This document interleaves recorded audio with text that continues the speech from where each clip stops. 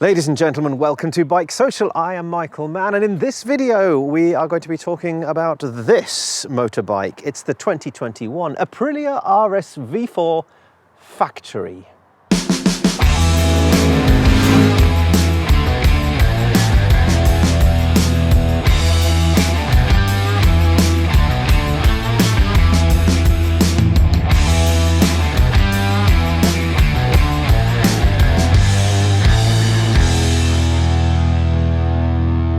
So Aprilia gave me a statistic that they said they'd sold 450 of these over the last 3 years, which surprised me, actually. I thought it'd be less than that. And then I asked BMW the same question. They said they've sold about 3,000 S1000RRs in the last 3 years. And all right, sports bike sales have fallen off a cliff is a peculiar phrase. But 20 years ago, turn of the century, they were selling like 40,000 a year. And then in 2019, it was more like 3,500, 4,000. So the point is, this is a brilliant motorbike. The RSV4 line since 2009 has progressively got better and better and better. And this is the 1100 version. They switched from 1000cc to 1100cc a couple of years back. And it was bizarre because they can no longer race that in World Superbike or British Superbike. And despite them in front of the top yoke on every one of their race bikes, they've got 54 world titles written there. So they're clearly proud of their racing heritage, yet they've made a motorbike that's not compliant with any of the rules. Anyway, what it is compliant with is media tests around the world who give this bike many, many plaudits because it's fantastic. Great engine, great electronics, the whole setup. And spec-wise, look at the spec sheet, and you've got Öhlins electronic, you've got Brembo Stylema brace, you've got a fantastic array of gizmos and gadgets that will, rider aids that give you so many different options when you're riding. And the point is that it gets a lot of praise and a lot of cheer, but they just don't sell. So you might as well call this the best worst-selling bike ever. But there's so much more new stuff on this 2021 model. Not only has it got some new paintwork, but it's got some redesigned aerodynamics. So gone are the big sort of three sides of a square that are hanging off the side, and it's much more integrated. They call it double layered, and it looks very much like the RS660. So from the front, it looks like it's got a big moustache. From the side, you wouldn't be able to tell. From back here, well, it looks like you can just keep your sandwiches in one bit and your newspaper in the next bit. But that is not all, because you've got a redesigned tank, you've got a redesigned seat, which is said to be lower, but I'm not convinced. So what else do you get for your £23,000? Well, you get more torque, you get less weight, so it's 202 kilos wet.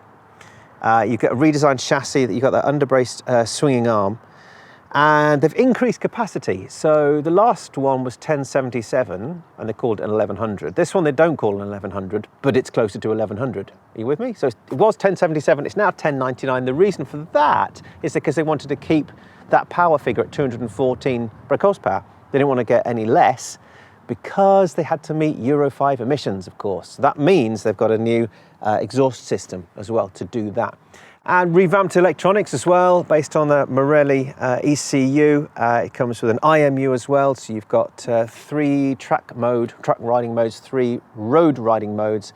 All of those, of course, changeable and bespoke, and you've still got that traditional plus and minus button on the left-hand side of the bar where you can change your traction control, still got cruise control. So yes, other than the aerodynamics, more torque and slightly redesigned chassis. It's like the holy trinity, isn't it, of upgrading your superbike. So for £23,000, is this bike going to be the one that sells well? Let's talk to Griff Woolley from AP Workshops, and then we're going to leave it in the hands of our 2 BikeSocial members to see what they think. Griff, welcome to Bike Social. Thanks for joining me. Fist bump, mate. Nice to see you again. How you doing? Okay. Pleasure. Yeah, It's been some time, man. I think the last time we spoke was about 2017. It was Tuonoing, weren't we, at Silverstone? Were Tuono, in the rain. In the rain. Yeah, here we are back at Silverstone, and it's not raining. And it's not raining yet. Thankfully. Griff, AP Workshops, that's been your bad boy, hasn't it, for a while now? How long have you been doing it? And since basically 2008. I left working for Aprilia as the technical manager for Aprilia UK, started my own business in 2008, and that's basically been exactly what we've been doing ever since. So it's about the right time for the birth of the RSV4, wasn't it? I think if you kind of cast your mind back and sort of time yourself a little bit, I think the first bike that came out of Aprilia that I had nothing to do with was actually the RSV4 as it sits at this point in time. It's absolutely brilliant, but basically, yeah, so the RSV4, the 2009 when it was launched, was the first bike that we ever sort of had to go and get one and tear it apart and have a look at one. Oh, okay, so you didn't know so much about it beforehand, and now, of course, you're an independent expert. An independent expert. I think we could call us just. Okay, I'll take that. Yeah, I'll take that. Yeah, definitely. So we're 12 years on now from the original RSV4 to this, the new version, and there's been a fair bit of development between 15 and 2021 as well. And I think it's fair to say that, clearly sports bike sales have fallen off a cliff since 2000 probably, all the way through to now, so the last 20 odd years. Between then and now, there's no denying that it's a brilliant bike, that the RSV4 is a fantastic bike, and it's very, very popular when it comes to press giving it a review all over the globe. They say, it's a fantastic thing, it's got all the bells and whistles and blah, blah, blah. But they just don't sell particularly well. True. Any idea why? Yeah, well, it's a theory, so don't hold me to this one, okay? This is only a theory. But in the mountain bike world, there's a thing, such a phenomenon known as boutique bikes. Okay, boutique bikes tend to be the top 5% of bikes that are sold. These are the exotic. We're talking Italian Exotica. We're talking basically the sort of high-end Italian exotic fancy bits and pieces. And with that comes a price tag.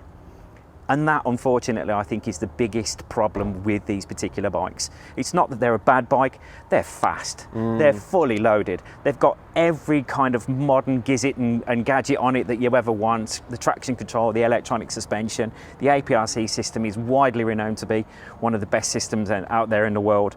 OZ wheels, Brembo brakes, the whole lot, but it is still, when you try and buy one, £23,000. Yes. Now, with the advent of things like PCP, that kind of stuff, and finance, that kind of stuff, it really, really helps, and it really kind of helps sort of with the initial sales, but it's still 23 grand. And that is a big problem for this, and that is what I believe is probably holding back a lot of the sales.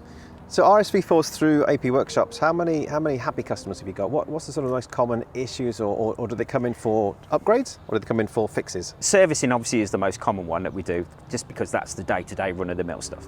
A lot of guys come in for upgrades, that kind of thing, just to make the bike sort of consolidate what they've got. They kind of read a lot of forums. These guys are enthusiasts. If you're going to spend that kind of money on a bike, let's face it, these guys are really into their bikes, which is absolutely brilliant. So you can spend a little bit of time talking to these guys about upgrades, what you want to do to this. Things like levers to make the bike more comfortable, setup, suspension setup, tyres, that kind of stuff. That's the most important thing that people tend to come with us. They're just a great bike, they're reliable, they're great. The more down the production, or the longer down the production line, the better they've got. Yours is 1000cc, isn't it? And Yes. this new one's 1100. Yeah. Near as down. It's funny, isn't it? Because they've dropped the 1100 name, and yet it's now closer to 1100 than it ever was. Anyway, what?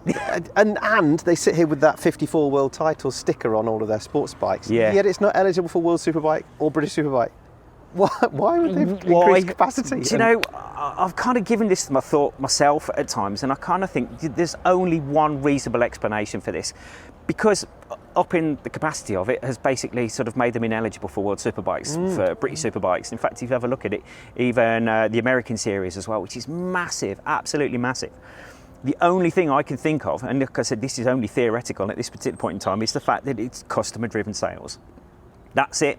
In order to make that engine over 200 brake horsepower, which is what it was looking for, easily over 200 brake horsepower, basically they've had to up the engine capacity. As it sits, since I was a kid, there's a phrase that says there's no replacement for displacement. That's it. So if you want to make a good, reliable, strong, powerful bike, make it big. And also fit with the emission regulations too, presumably, because they've got to be Euro 5 friendly, but they also, this is Aprilia's, I imagine that their workshop has got a big whiteboard. It says, it must be Euro 5 friendly. Euro 5. Must also Euro do 5. 200 plus. No. That's it. Well, basically, that's it. If you imagine when you're starting to design a bike, because I've actually been a part of that procedure, that basically it is bullet points. It starts out in a meeting as bullet points. This is what we've got to do. This is the criteria we've got to meet. Now, when they upped the capacity in this bike from 1077 to 1099, 1098, I think it was. 1099, yeah. So basically, they increased the stroke by 1.05 millimetres, which basically meant they could redesign the cylinder heads to allow them to become Euro 5 compliant. So let's talk about the new one. There's quite a bit different on this bike, isn't there, versus the so the 2019, wasn't it, when the 1100 came out with the big box wings on the side? That's it. Which was a big shift change for the RSV4. And now it feels like it's a bit more of a refined version.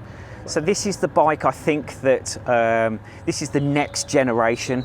I know the aesthetics have changed quite dramatically with the shape, the size, all of the frontal area, the frontal sort of aerodynamics has been worked on quite dramatically as far as I can see so far, even down to the point that they've got a bigger dashboard. But basically this bike has now been refined to the point where they are starting to take into consideration quite visually the changes that they've made, the technical changes that they've made for racers. Under brace swinging arm, if you have a look at the spindle, the slot where the spindle drops through, that's been made quite a lot longer, so to give basically people who are going to use it on track days and use races, it gives you the ability to be able to change the wheelbase, which can change the handling characteristics. It's quite dramatic and it can make quite a difference, especially if you're changing. I mean, we're going to use UK tracks. Brands Indy, for example.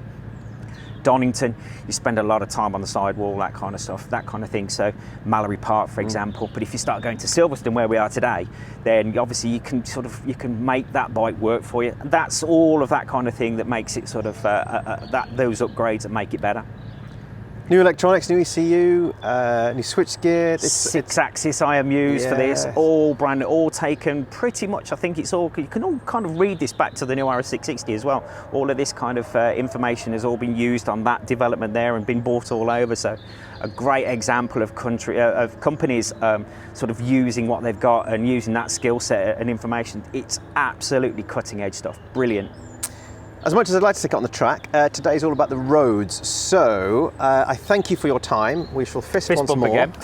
So we're going to go onto the roads. We've got a couple of our BikeSocial members who are owners of RSV4s as well to take out the new version to see what they think.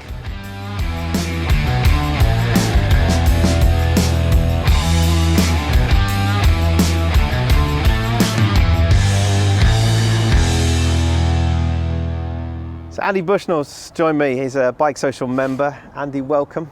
Thanks for coming along. It's a big old trip for you, isn't it, up here from to Silverstone? Yeah, it was about a couple of hours, something like this morning. Unfortunately, started out in a pouring rainstorm, but hey ho, these things happen. Now you own an RSV4, but you didn't ride it this morning, did you? But just tell us a bit more about your history with Aprilia's RSV4. Bought an RSV4, 65 plate bike a little while ago. Had a Fireblade before that, loved that, but wanted something a bit special really, and couldn't decide between sort of the two Italian brands, obviously this one or Ducati, but this one really swayed me, and yeah, absolutely loved the bike. So it's a 2015 model? Correct. Have you owned it since from new? Yeah, had from new, one owned by me, so fully serviced through Aprilia. Never had an issue with their dealership network as yet at the minute, which is great. Own an older Aprilia as well, as an aside, but that was a second-hand purchase. But yeah, good. Yeah, really enjoy it. So here's a 2021 bike. Yep. You've obviously not ridden it yet. What is it that what are you expecting from this compared to yours? It's a good question. I've not had a good look at what's on it. Clearly it's got a lot more electronics than mine. Mine's got quite a lot that you do lean on occasion. I've taken mine on track and you can play around with it quite a lot. So I'd be very interested to have a look at the electronic suspension. Never ridden a bike with that as well at the minute. Okay. And how that works. Very interested in that. And apparently they say it's slightly bigger, not that I find mine too small, but I'm quite tall. Yeah, what are you, 6'3" or something? Yeah. 6'2". Yeah, 6'2", and mostly it's all legs. All leg as well. So yeah, I found the blade was quite tight on very long journeys. Yeah, so yeah, really interested to see just how the electronics pan out and what the step is in 6 years, 7 years. Yeah, exactly. All right, well, we've got a route lined up, so it's going to take in a bit of dual carriage bay, some nice little B roads, some twisty bits, so hopefully we'll get to experience all of the bike just in about an hour's time. All right, we're going to go on a ride.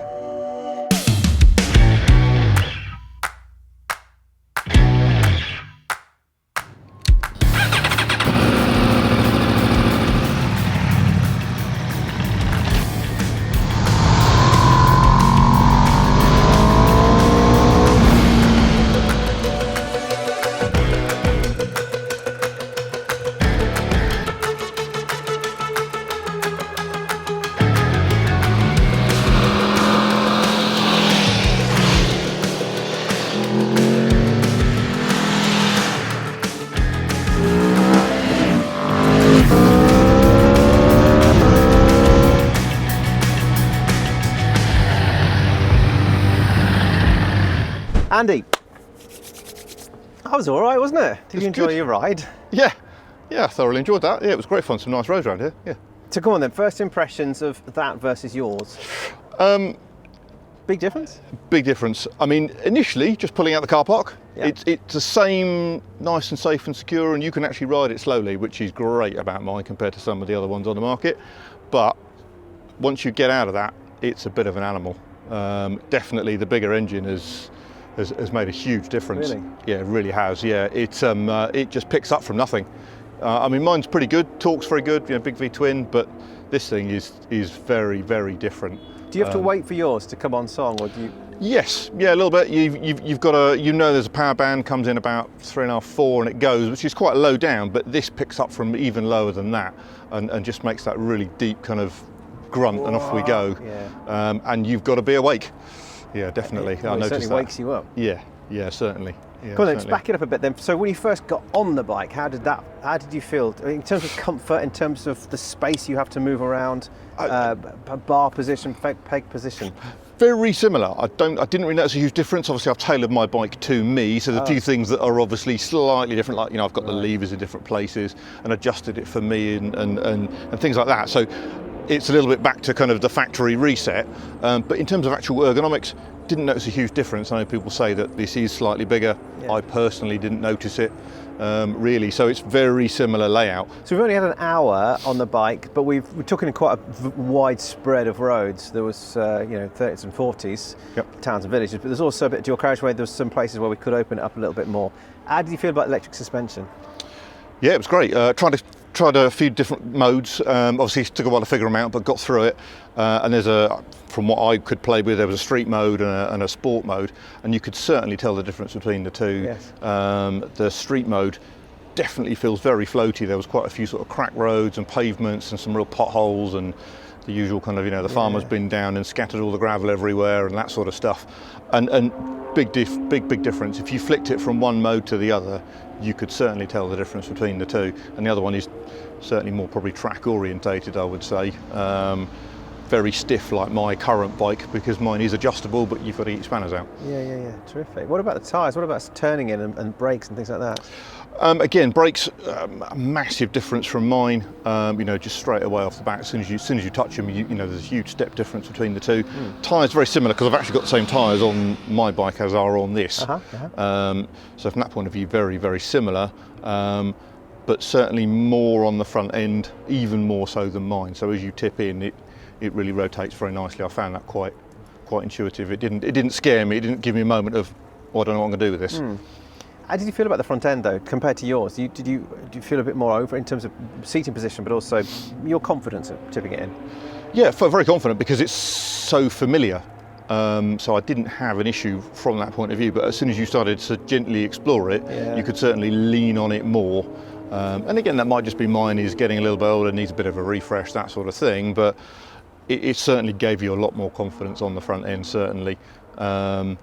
You'll be upgrading now, won't you? You'll be. Yeah, it's expensive. But yeah, I mean, I am tempted. I've been tempted for a little bit anyway, to be fair. So it was great to actually have a ride. But did anything let you down? Did anything worry you, concern you? We had the engine management light on, didn't you? Yes, yeah, engine management light did come on, unfortunately, halfway through for about 20 minutes, and then. I don't know why either, did we? We turned it off and turned it on again, and didn't seem to cure it. Yeah, no, it reset itself randomly, but it didn't seem to affect anything particularly, in terms of the ride that I could identify. So I had no real issue from that point of view.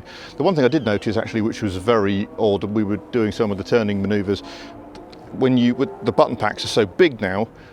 When you really get it on full lock, you can't touch any of the buttons. They're completely tucked into the tank, so that was a bit Even things like interesting. indicator. Yes, yeah, you couldn't even turn the indicators on or off if you were on full left lock. So that was a bit of an interesting moment there. Hasn't really got massive lock to lock, has it? You can't do. It's not great anyway. Andy, thank you so much for Thank you. joining us. It's been a real pleasure, and thank you you for your insight. All right, coming up next, we've got contestant number 2. And here is contestant number 2, it's Mark. Hello, Mark. Hi, how you Let's doing? fist. How are you? Good, thanks. Good to be here. Good to meet you too. Thank you so much for coming along to help out. I really value your opinion on this because you've got that. Yes. So tell us first of all about a little bit about. Look, you're standing here in a Ducati outfit. I'm standing here in Ducati leathers. Yes. So tell us about your Ducati and your Aprilia. So I did approximately 8 years on Ducatis, and they were the best thing since sliced bread. And I never thought once about changing brand or away from a V-twin. And then with lots of reliability issues, the point came there was a bit of an ultimatum around, and I thought, well, I've got to change. I put a deposit down and ordered an S1000RR. That got delayed until a point we were due on a foreign trip, and I needed a bike. So I walked into SP Motorcycles in Exeter, sat on it, said, yep, that's the bike for me, and rode it out of the showroom about 3 days later. You bought it without test riding? I bought it without test riding. Did you do some research beforehand? You just knew it was the one that you wanted? I'd seen various articles which basically confirmed that it would be a good bike, because most bikes are good to most normal people.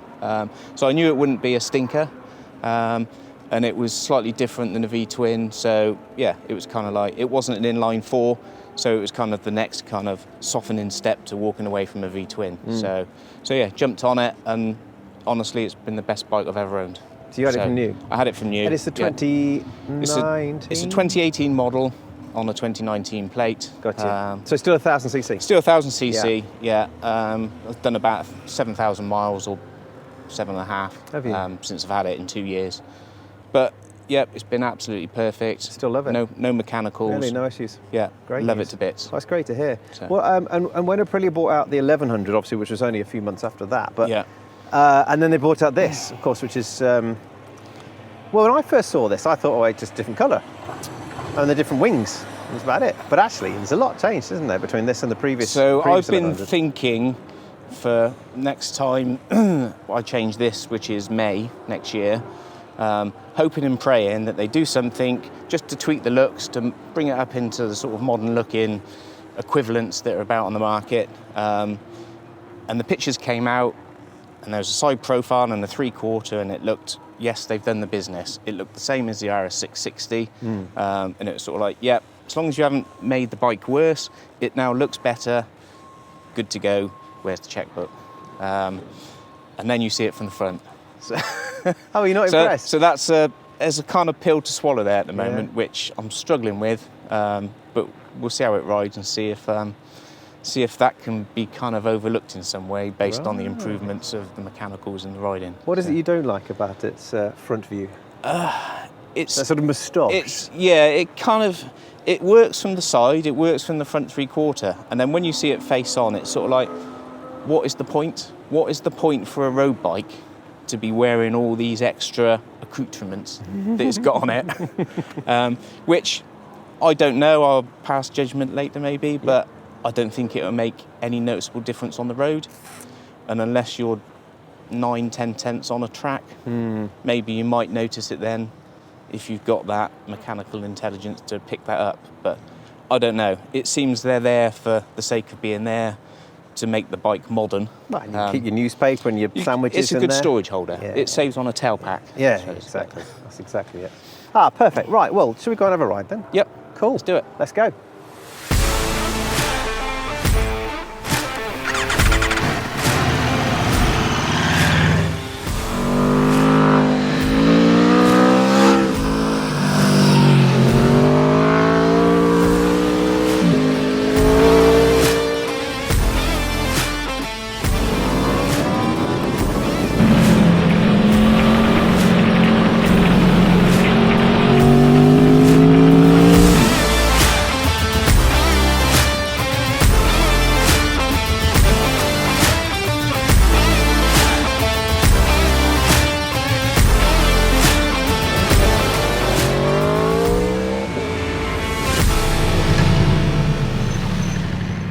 There we are, back to base. Covered about, what, 40 miles or so, was that, Mark, I think? Pretty exhilarating stuff. Would you agree?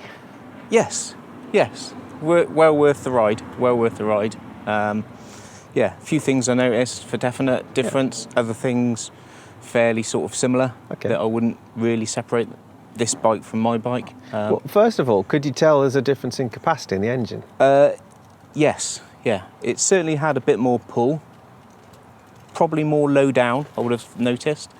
What I did notice, with the same traction control setting and the same anti-wheelie control setting as I run on mine, there was less intrusiveness on the traction control, and the front also came up more at the same wheelie setting as mine. So I can only assume that's probably the extra capacity. Yeah, and also the electronics have changed. Yeah. You know, they've got a different ECU, different IMU, and the parameters of all of those settings will have changed as well.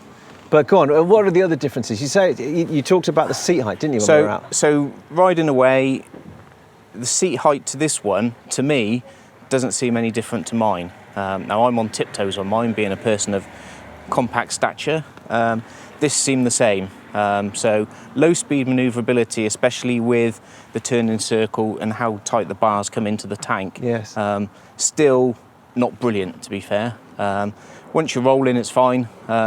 And also, when it's rolling, it feels a lighter bike to the previous one. You know. Just for the ladies and gentlemen, how tall are you, Mark? A tall 5'8". Tall 5'8". With a short inside leg. Are you? Because that's, and of course that's the key, isn't it? Yeah. And it is pretty wide, isn't it? It's pretty wide, so you kind of sit with your legs kind of straddled. So it does make the kind of balance of the bike when you're stationary, it can be an issue. And I guess for a £23,000 bike, you're going to be nervous about moving it around in tight, confined spaces or on gravel roads, as we were. As we were, yeah. It can be a little bit disconcerting. You need to be a confident rider, I think, to be able to move around. It's certainly a bike that prefers to be moving, and it's certainly a bike that you wouldn't want to consider dropping on its side and damaging these lovely wings. So you said earlier about the wings, and the first thing you said to me when we stopped on the route was, well, from riding position you can't see the wings. Yeah, when you're sat in the saddle and your hands are on the bars, you don't notice the top flat section here, which when you stood at the front of the bike looking at it, tend to hit you in the face and think, oh, what have they done that for? Looks subjective. I quite like it, but. Tell me more about the suspension and the brakes, and do you feel any difference with those? Brakes feel stronger, yeah. Probably slightly more progressive, not as grabby as mine for some reason. These are the Styler calipers, aren't they? So yes, I think so the next one up, I think. Yeah. Yours. Manoeuvrability of it, its speed is good. The throttle response is similar, I'd say. I wouldn't say it was any different to mine. Right. What I think does change the character of the bike is having a standard exhaust compared to an aftermarket exhaust. Yeah, you can feel that. It just feels like you're not going as fast or pulling as hard as you would if you've got an aftermarket exhaust on. Because of the sound or because of the way it's fueled? I think because of the way it's fueled, to be fair. It certainly didn't seem as racy with the standard pipe on as I know my bike is with the exhaust and the tune on. And what did you change any of the modes or the electronics? We talked earlier about them. So I changed it from the sport to the comfort, I believe they call it. If I'm honest, the riding we've just done, I couldn't really tell an awful lot of difference. I think if you were doing the same section of road and you tried it, you might be able to notice the difference. I certainly didn't notice a massive slackening off of the softness or the usability of it. It just seemed to it was kind of okay. I was expecting electronic suspension, it was going to blow me away. It kind of hasn't. I'm sure it's good, but it hasn't blown me away as all the years that I've not had it. I don't feel now I've missed out, to be fair. So what about that red seat? I can see, look, I'm sure Joe will come and get some close-ups in a minute, but look at this line right across there. Yeah, so I like this colour seat, but I don't think it'll wear well or live well. Yeah. I think you can already see bits of black leather marking it up. The actual paintwork, I think, is amazing. I love it. It's supposed to replicate, I think, an 80s Grand Prix rider, I think. There you go. When you look at them side by side, that saddle is big, isn't it? It's long. Yes. It's wide at the back and it's very deep, so it looks like you've got plenty of options to move around if you were going to do a bit of, not touring necessarily, but if you're going to put in a few more miles. Yeah. And I don't Equally, know you've if got a lot of space to move around on and tank to grab if you are on track. Yeah, the bars seem slightly wider. I noticed on mine, I knurl over the ends of these rubber grips because I'm trying to hold the bars right out wide, whereas on here my hands seem to be within those areas. So I don't know whether the bars are slightly wider or whether that's just because of the amount of room you've got on the bike, it's giving you that sort of space. So there's plenty of differences between this and yours, as well as the capacity, of course. But does what you've ridden today, would that encourage you to look at upgrading? I would. I think what it shows is the previous model was a brilliant bike and brilliantly underrated as well. Yes. You know, it's probably one of the best bikes out there and nobody buys it. That's exactly what I say, yeah. And all the reasons that I looked at about the height and maybe the dated looks of the large halogen headlights as opposed to all these manufacturers coming out with LEDs, etc. And I say it was kind of like, yes, they're changing it, they're updating it, it's going to have fancy LEDs and it's going to look slimmer and it's going to look more modern. And they've achieved that. Whether that will bring any more people to actually spare their money. Why do you think it's such a good bike that doesn't sell? Partly because it's Italian. People have a thing about buying Italian bikes that they're going to break down all the time, which, okay, I can relate to that, but not this brand.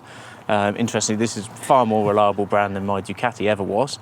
But also, when you've got something that looks like a Ducati, or goes like a BMW, or was easy to use as a Fireblade, there's lots of other bikes that might tick other people's boxes that will persuade them that they don't need to take a risk and go with an Italian unknown which they have to ride 50 miles to a dealer for. But my experience of Aprilia is, you know, the dealers, the mechanics, the salespeople, it's a good setup, it's just not as many of them. And if you're willing to travel and deal with those people, it's not an issue. So yeah, I would consider it. Brilliant. All right, well look, let's fist pump and say thank you for your time. It's been a pleasure riding with you today. It's been a pleasure riding with Mark and with Andy as well. It's great to get their valuable opinions on this new bike. They've done plenty of miles on the roads. I've not even ridden it yet, so I think that I ought to have a go. What do you reckon, yeah? I think you should get on it. All right, here we go.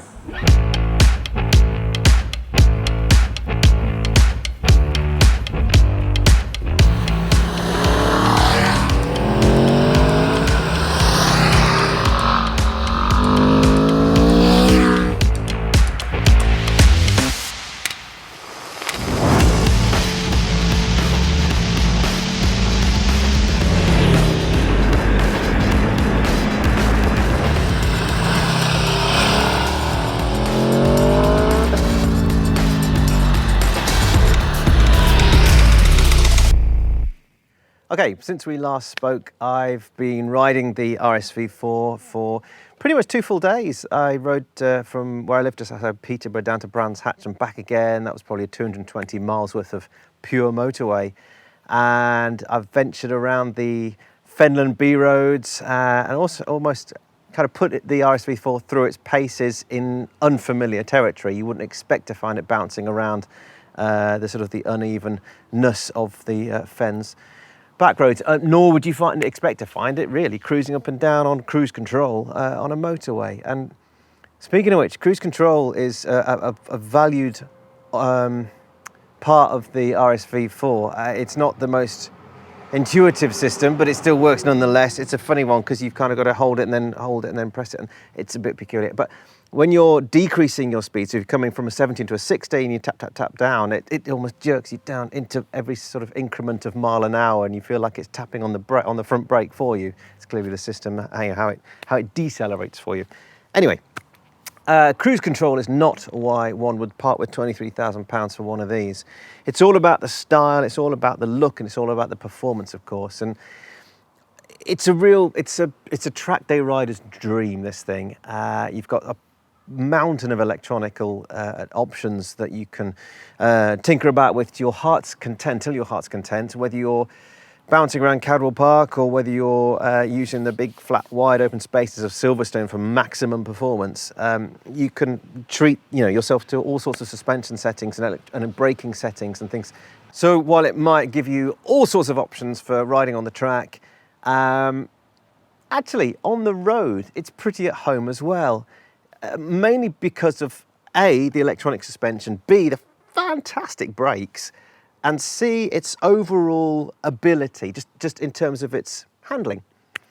It's we've talked about how much space there is here in the cockpit, and while there's for a superbike, for a sports bike, there's never going to be massive amount of room. But handlebar to hip, there's lots of room. Yet it still feels a bit weight, there's quite a lot of weight on your wrists there. Nevertheless, it's still a really, really good bike to ride on the roads. It's still, that suspension just soaks up everything, whether it's in sport mode or street mode. Everything seems to be, you seem to be able to kind of float or glide across all of the imperfections, of which there are plenty around here. So much so that I really do enjoy, I didn't think I would, but I really did enjoy riding on the motorways and on the B roads.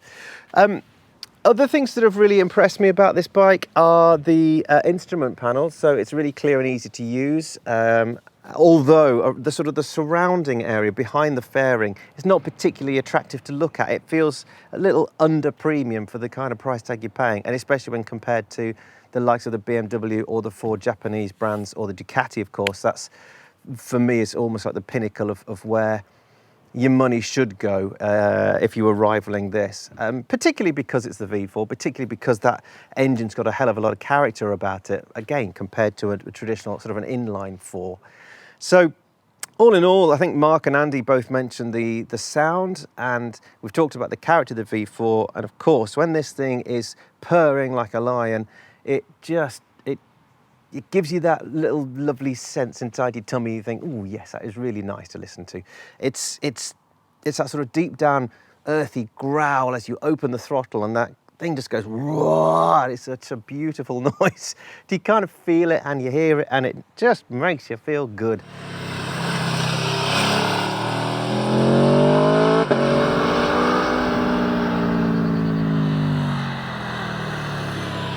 Yeah, probably you might want to change the silencer on it. I know the boys who we spoke to earlier in the video, they've done exactly that. But look, that's my initial thoughts. I'll have a full review for you on bikesocial.co.uk. In the meantime, if you've got any questions, comments, thoughts, then leave them underneath the video. And of course, don't forget to subscribe and like. Thank you very much for joining me, and see you next time.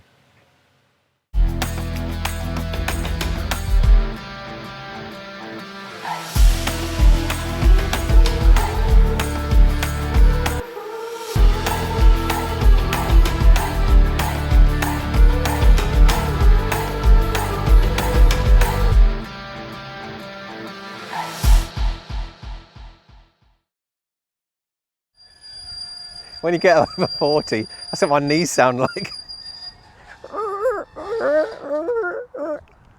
You doing the robot? No, just walking.